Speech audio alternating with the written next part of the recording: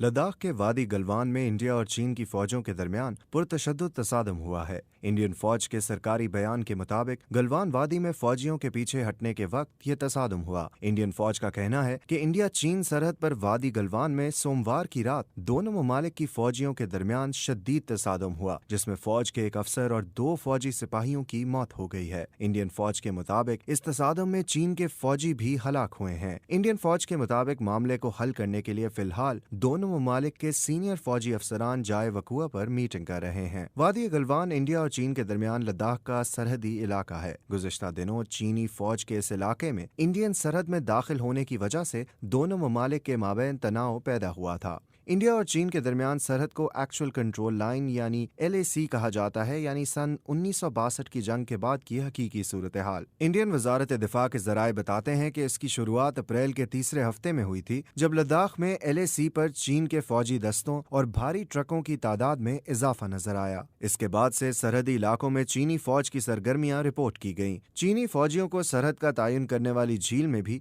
गश्त करते हुए देखे जाने की बात सामने आई। मामले की संजीदगी का अंदाजा इस बात से लगाया जा सकता है कि कुछ दिन पहले इंडियन फौज के सरबराह ने सरहद का दौरा किया था। इंडियन फौज ने यह भी बताया है कि इसके मुतालिक तफसीली मालूमात जल्द ही दी जाएंगी। खबर इदारे रॉयटर्स के मुताबिक जब चीन से इसके मुतालिक पूछा गया तो उसने कहा कि इंडिया को यकतरफा कार्रवाई करने और कशीदगी को मजीद बढ़ाने की कोशिश नहीं करनी चाहिए। जबकि खबर इदारे AFP के मुताबिक चीन ने इंडिया पर सरहद पार करने और चीनी एहलकारों पर हमला करने का इल्जाम लगाया है।